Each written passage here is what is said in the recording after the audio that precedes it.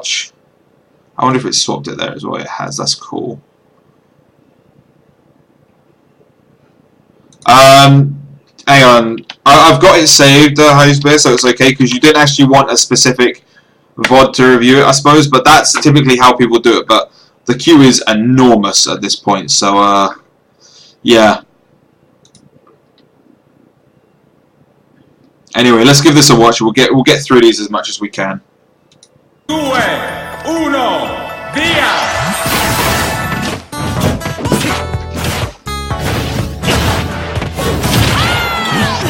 This is where we've got the player cams on the game this time, which is nice.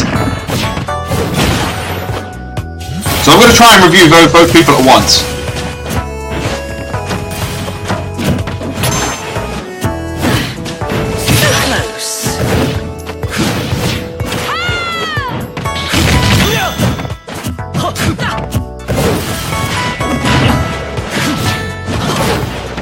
Honestly, Jaxter's playing the matchup really well at this exact point in time.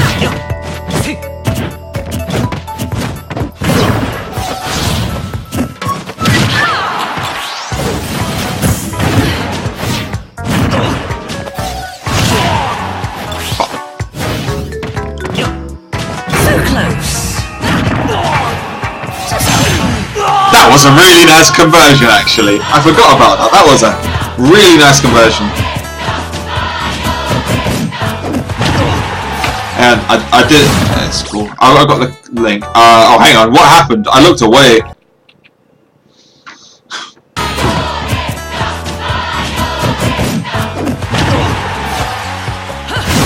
Yeah. So honestly, the biggest thing I have to say to Jaxter, and I know he might not be watching now, but honestly, he gets so like, my dude, you play really solid, and then you're like, I don't know, I can't describe it. You kind of tilt really hard when you get hit by something that you don't feel like you should get hit by. And it's almost like your tilt isn't that you start doing stupid things, it's that you just stop doing anything. So, like, it's almost like you stop reacting to the game and you just suddenly just start playing like on a complete autopilot. Like that situation there where you got hit by that down smash. Honestly, there was no way you should have got hit by that. But I just feel like you just kind of like ignored what was happening. So the only thing I can really suggest to you is to just kind of like remember to keep your pacing, but that's okay, it's fine. Remember, you are playing Cloud. I know you're not gonna play Cloud now, but you are playing Cloud, and you know you've got all the comeback factor in the world. There's a VOD somewhere, which I will try and find at some point, but there is a VOD somewhere where I get 0 death by aperture when I'm playing Cloud, and I end up winning the game because I just don't let him land a big hit on me, and then he just gets caught by like cross slash twice, which is great. And I remember him being really upset even though he won the set, which is kind of funny. But yeah, I remember being quite impressed with your Samus because you had the combos down and you were pretty conservative, which for this character is quite important.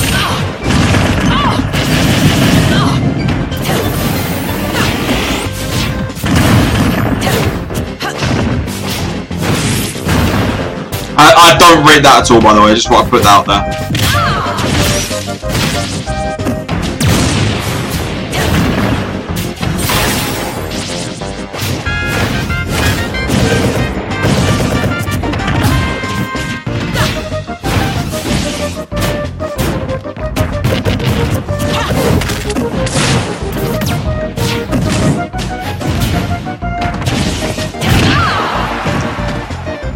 Yeah, let me take a look.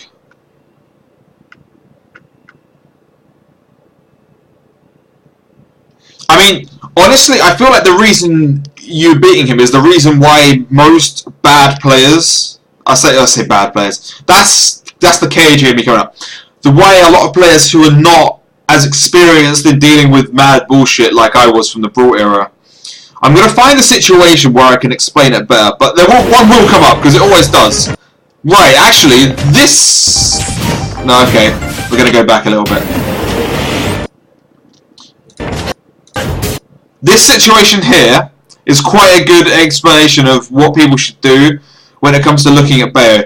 Bayo ultimately is very linear with her special movement, so to speak. The reason why I find characters like Sheik really hard to deal with is like they're very fluid in the way they move. It's very difficult to tell where they're going. Bayo, while still being very strong, has all sorts of directions she can go. You, from here, can obviously go up with your Witch Twist. You can go either diagonal slightly up with your bullshit kick with a giant hitbox. So what's it called? The normal side B, the normal air side B, and then you've got the downward side B, which goes at this angle. Now beyond there, you've also got like, you know, you need to worry about the general, like the hitboxes that the character has, but she ultimately does have a blind spot down here, unless she goes for the really, yeah, afterburner kick. There we go, thank you. You got the down air, which can cover here, but that's really laggy, so I'm actually going to paint it in a different colour now I look at it. So these are risky. This is a risky option. Can I get it in a different size, please? Thank you. So this is a risky one. So down here is ultimately, she's pretty difficult to deal with. I wouldn't say the side bits are much, you know, in terms of like you could say that these are blind spots. I wouldn't really though, because Nair still covers well there. So unless you've got like a big old, you know, a big old sword like my privileged self does, you can't challenge too hard there. But the point is, you look at this, yeah.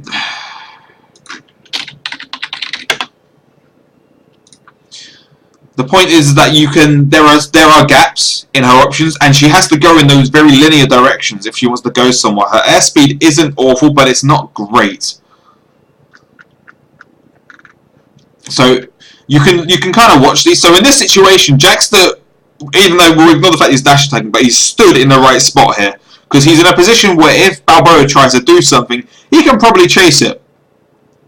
So that's a good spot to be against Bayo. And we're going to just watch a little bit more. He ends up in a position where he's at risk. Because now Balboa's here. If we move this, if we just pretend this diagram has been moved down a little bit, this area here is now pointing like here instead. It's pointing directly at Jaxter. He's got to be wary of that. So you have to give him a bit of respect. I believe he like shields here. I know he tries to go up in here, but does he?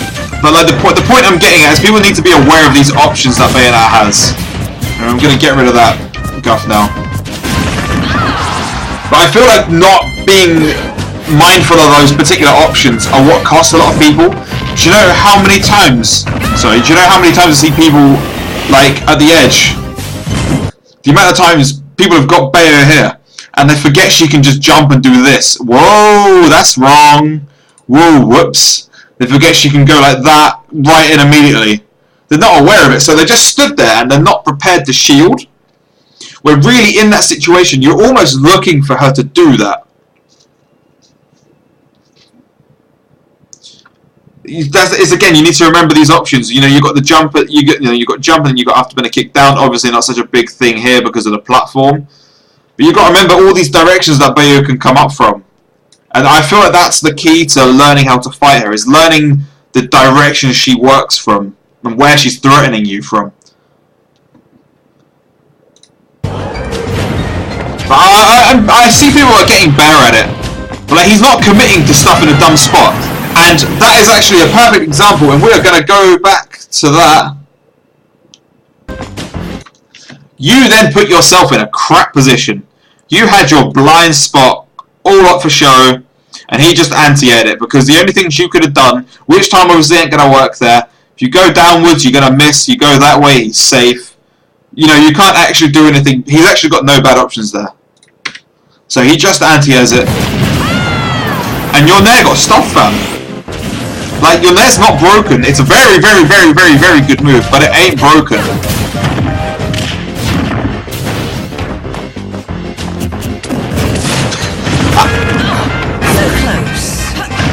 Honestly, he just got caught reaching there.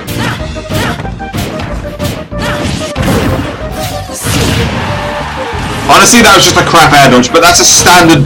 That's like Bayo 2015 setups. Like, they still work.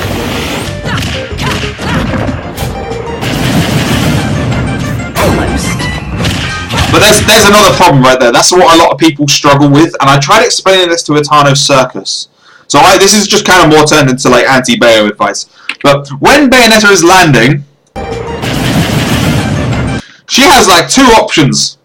Literally two. She can land with an aerial, or she can land with witch time. Admittedly, if she's still got a resource, she can up B, but as long as you... The thing is, all of those options get beaten by waiting outside of her nair range. Because nothing is... Like, she can't witch time if you do nothing. And likewise, if you're out of range and she up Bs, then she's just burned resources for free. But yeah, as Brad's just said here, you guys can't see this if you're watching this back, but Brad has actually just said Jaxter needs to slow it down. I think that was a reach. That was a reach from a really rectable position. He didn't. He could have walked. He could have ran up to where Craig was. Let's see. Forward a little bit. God damn it! I clicked the wrong. I misinputted on YouTube. Let's go. Oh, back up. Spoilers.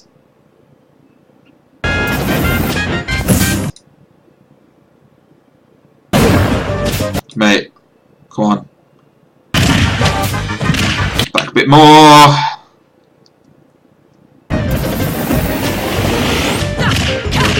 So, he hits you here. Yeah, there we go. Right, from here, yeah? When it wants to load. Okay, so from here, you've got two options.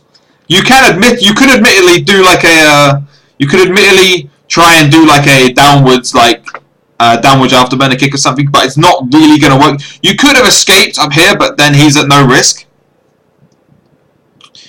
From here, you're pretty much forced into a landing situation. If you nairs, you put a nice little hitbox here. If you witch time, then like you've got the counter attack here.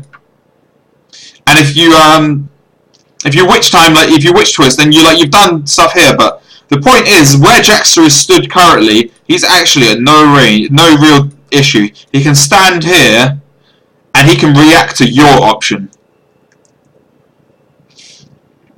He should honestly have waited here, just done the foxtrot or something, and waited and saw what you did.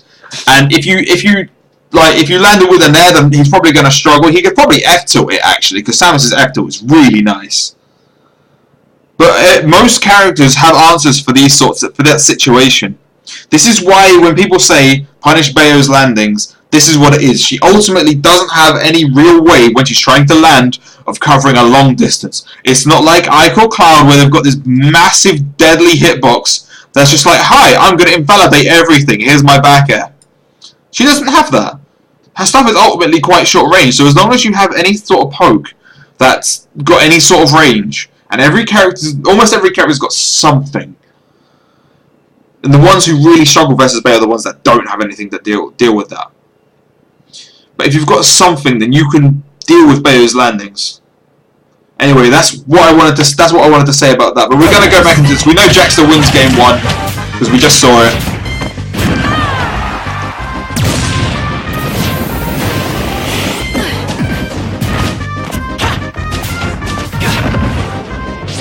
But this is another situation where I feel like Jaxter just kind of shut down. Like it's working, but he's not really looking at what you're doing. Not truly. And I found that really jokes how your dash grab just missed.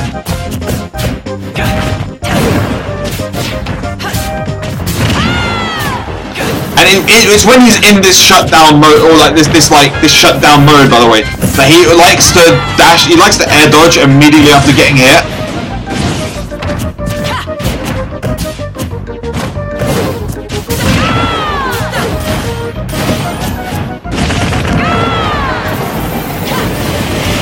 Yeah, but yeah, there you go. He's got F-tilt, he's got charge shot. Charge shot's pretty much safe there. Like if he tries, if it's literally a no landing zone. If Bayo's burnt options, you can just throw it in there. Sopravvivi!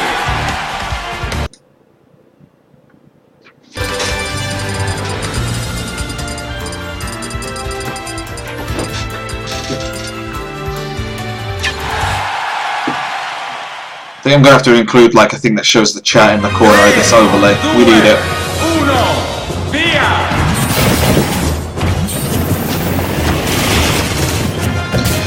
But yeah, that was such a telegraphed dash attack. I don't know what the plan was there.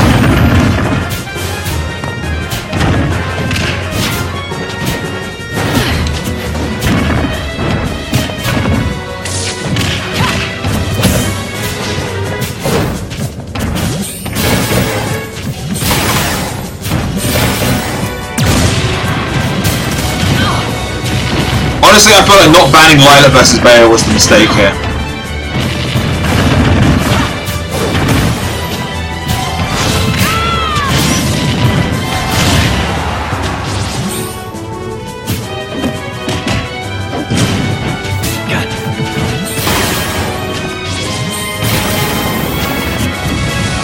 Yeah, you absolutely should have banned it here. But I do want to just point out real quick that you were shielding on this. Oh no, actually it's a bit earlier. So you stand here, like look at this position. It looks crap, by the way. It looks like a terrible position to be in, and it technically is. But what is Bayo actually going to do to you there, provided you don't put a hitbox out or you don't drop that shield? She can't actually do anything to your shield in that position. Her platform pressure honestly isn't very good. So I would, you know, in that situation, you did the right thing by waiting and shield and waiting until they committed to something. Like he was trying to bait you into doing something, you just jumped away out of it. And honestly, that was the right thing to do. That kind of sucked. But it was, you know, sometimes you just get hit by it. It's what happens when a counter's actually good.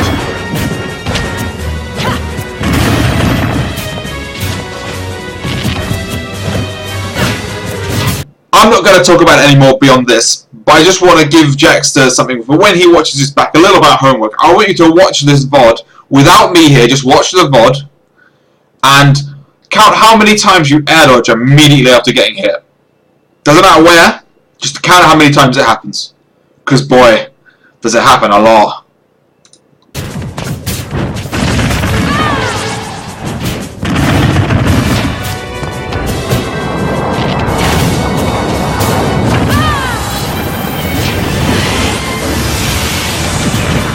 I don't want to give character specifics at the moment because obviously this isn't your main character for the most part.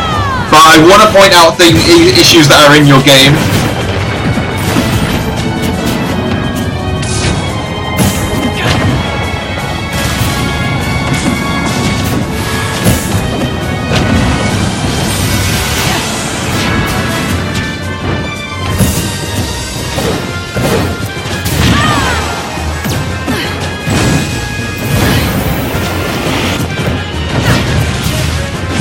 So that was good waiting in shield just there as she was trying to land, because she's not actually able to do anything to you while you're in shield. Even if she does tomahawk, which she can't do if she's burned anything, she can't actually tomahawk properly because she's got landing lag. So you just stay in shield.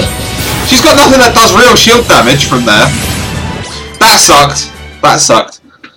But that's in it. That's, you know, that's anti-Bayo play, I guess. Partita nulla. But yeah, honestly, main things are watch that air dodge, like watch that pressing buttons immediately after getting hit. Anything actually, you should, in my opinion, you should only press something immediately after getting hit if you feel that they're going to come straight for you. And even then, it's something you should really worry. You should really like be careful of, because, for example, with like if I think you're going to press a button, if you're going to air dodge immediately, at like 70, I'm going to up throw and I'm going to charge an up smash. And you're going to air dodge, and you're going to get hit by it, and you're going to die really early. And I'm going to feel good. And you're not going to feel good. But that's true for anyone. I know there's a match of Brad versus Baron, and Baron's a bastard for air dodging all the goddamn time. And it's Brad playing Game & Watch, and he just does down throw and holds the up smash immediately afterwards. Baron just air dodges. He's not looked at what Brad's done at all. He's just like, oh no, I've been hit, need to do something right away, air dodge. And you just see the helmet. It just happens and he dies super early because that move is insane. Anyway, hopefully that was helpful for you. I'm going to get on to the next set of the day, which is